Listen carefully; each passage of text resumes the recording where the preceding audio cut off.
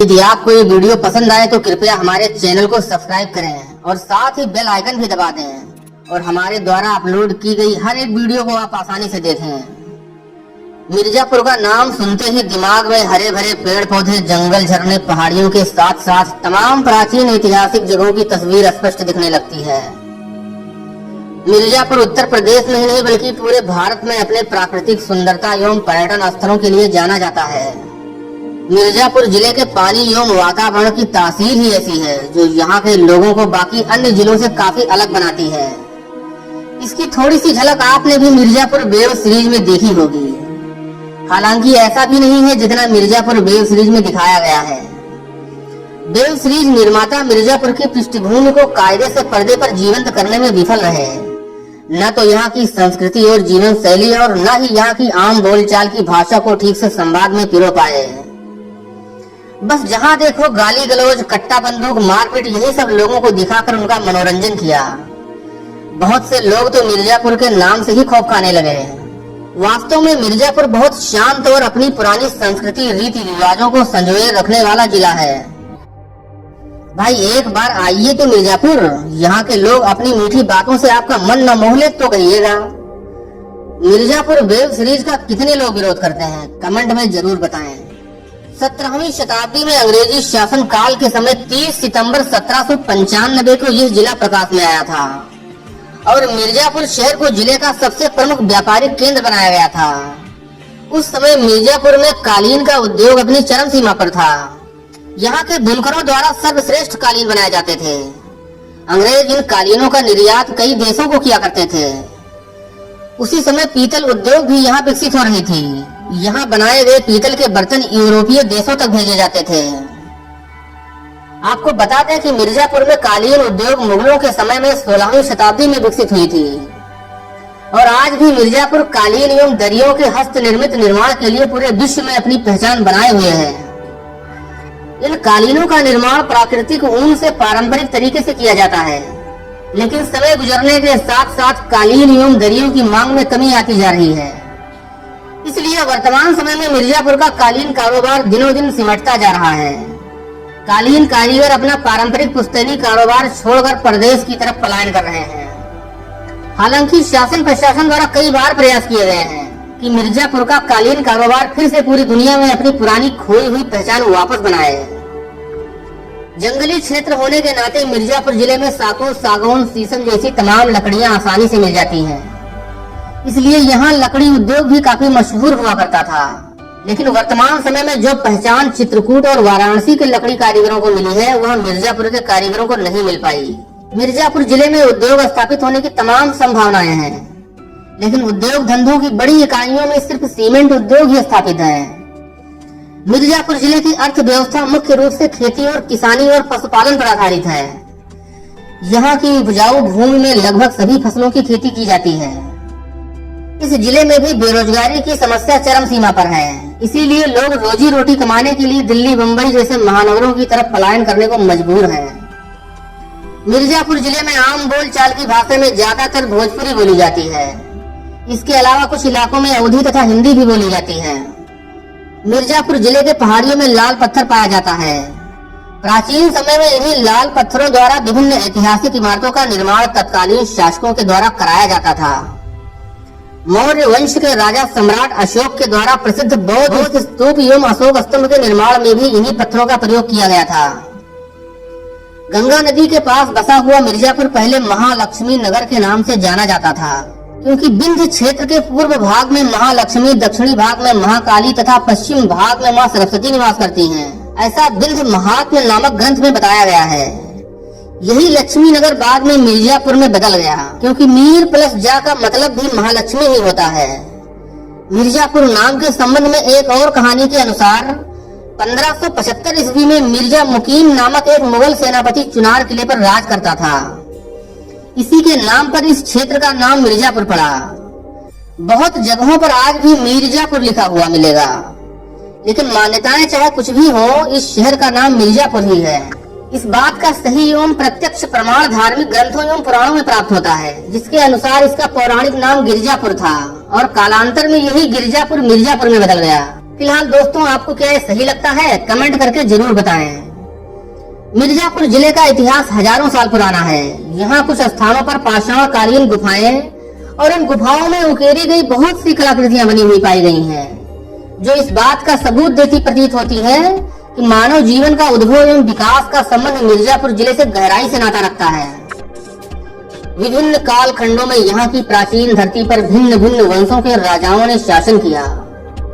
ये कहानी बताने के लिए गंगा नदी के किनारे बना चुनार किला आज भी सीना ताने खड़ा हुआ है। हजारों साल पहले ये क्षेत्र उज्जैन के राजा सम्राट विक्रमादित्य के अधीन ही रहा था। उस दौरान इन्होंने चुनार किले का पुनर्निर्माण कराया। 1141 से लेकर 1192 तक पृथ्वीराज चौहान, 1198 ईस्वी में शहाबुद्दीन गौरी, 1333 में हिंदू राजा स्वामी राज, 1445 से जौनपुर के शर्की शासक मोहम्मद शाह शर्की, 1552 में सिकंदर लोदी, 1529 में बाबर, 1530 में शेर शाह सूरी आदि शासकों का शासन इस विंध्य क्षेत्र पर रहा। फिर से हुमायूं तथा सम्राट अकबर ने इस क्षेत्र पर शासन किया। इसके बाद कुछ समय तक यह क्षेत्र अवध के नवाबों के अधीन रहा। उसके बाद पूरी तरीके से मिर्जापुर तथा उसके आसपास के सभी क्षेत्र अंग्रेजों के कब्जे में आ गए।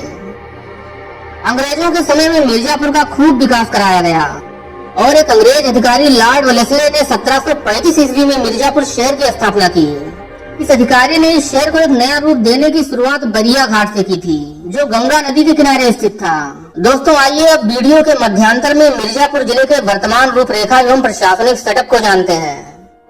प्रयागराज से लगभग 85 किलोमीटर तथा वाराणसी से 70 किलोमीटर की दूरी पर मिर्जापुर गंगा नदी के पवित्र आंचल में बसा हुआ है।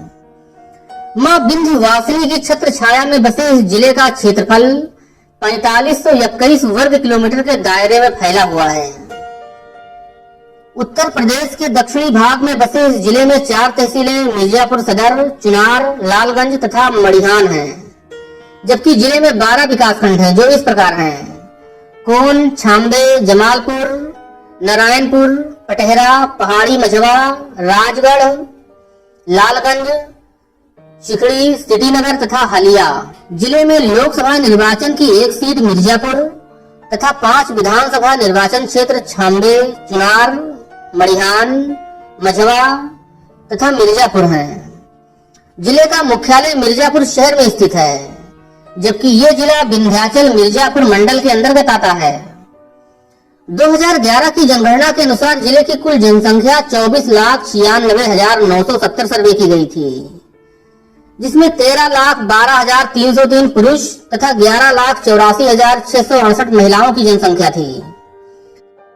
मिर्जापुर की वर्तमान जनसंख्या एक अनुमान के अनुसार लगभग 30 लाख तक पहुंच गई है। वहीं अगर धर्म के अनुसार गणना करें तो 2011 की धार्मिक जनगणना में जिले की हिंदू जनसंख्या 22,92,534 तथा मुस्लिम जनसंख्या 1,95,765 थी, यानी कि 91.81% हिंदू तथा 7.84% मुस्लिम, बाकी 0.025% में अन्य धर्मों के लोग रहते हैं। जिले का लिंगानुपात 903 है, अर्थात यहाँ प्रत्येक 1000 पुरुषों पर 903 महिलाओं की संख्या है, जो काफी चिंता का विषय भी है। मिर्जापुर जिले की सीमाएं प्रयागराज, भदोही, वाराणसी, चंदौली, सोनभद्र जिले से मिलती हैं तथा दक्षिण दिशा में मध्य प्रदेश राज्य के सिंगरौली तथा रीवा जिला भी मिर्जापुर जिले के साथ अपनी सीमाएं साझा करते हैं। दोस्तों, वीडियो के अंतिम सफर में अब मैं आपको लेकर चल रहा हूँ मिर्जापुर जिले में स्थित कुछ ऐसी जगहों पर जिनकी वजह से मिर्जापुर पूरी दुनिया में जाना जाता है। मिर्जापुर जिले में स्थित मां विंध्यवासिनी मंदिर पूरे देश में एक शक्तिपीठ के रूप में प्रसिद्ध है।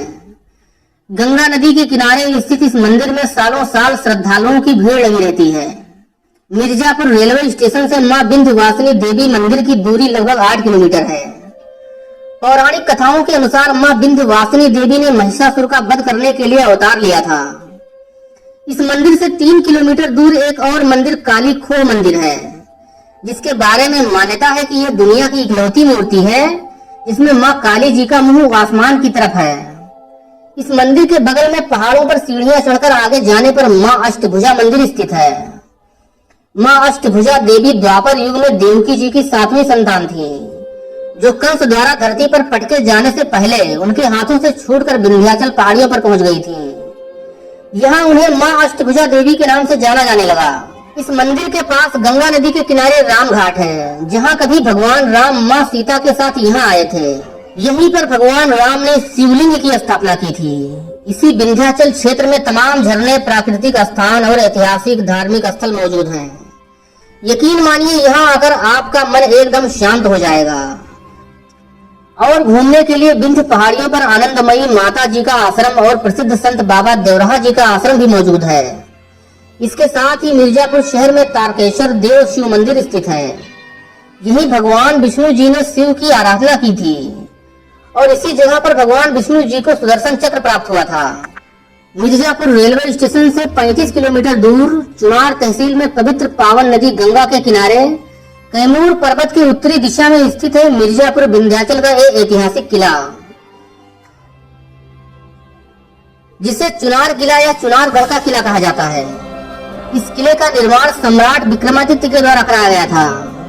इस किले पर तमाम हिंदू राजाओं के अलावा तमाम विदेशी मुस्लिम मुगलों से लेकर अंग्रेजों का भी आधिपत्य रहा। अपने अपने शासन काल के समय सभी शासकों ने किले के अंदर तमाम निर्माण कराए। इसके अंदर रहस्यमय कुआं, सनवा मंडप और तहखाने के साथ साथ कई सुरंगें हैं। यह किला उत्तर प्रदेश पर्यटन विभाग द्वारा संरक्षित किया गया है। इसके साथ यहाँ से 20 किलोमीटर की दूरी पर अहरौरा में भंडारी देवी मंदिर और सम्राट अशोक के द्वारा लिखवाए हुए शिलालेख भी देख सकते हैं। ऐतिहासिक स्थलों में मिर्जापुर शहर का घंटाघर भी एक खास पहचान रखता है। इसका निर्माण 1891 ईस्वी में एक अंग्रेज अधिकारी के द्वारा कराया गया था।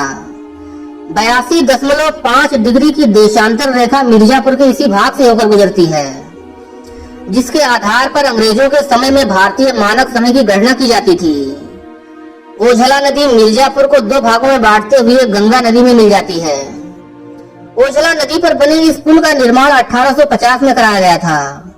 ये पुल मिर्जापुर के दोनों भागों को आपस में जोड़ता है। ऐतिहासिकता एवं कलात्मक दृष्टिकोण से ये पुल मिर्जापुर की एक बहुमूल्य धरोहर है। इसकी सुंदरता एवं भव्यता पर्यटकों को अपने तरफ आकर्षित करती है। इन सब जगहों के अलावा मिर्जापुर विंध्याचल में ऐसे और तमाम जगह हैं जहां आपको जरूर जाना चाहिए, जैसे विंध्यम फाल, पक्का घाट, सीताकुंड, सिरसी फाल, इत्तिहार खान का मकबरा, लखनिया दरी, जारगो बांध इत्यादि।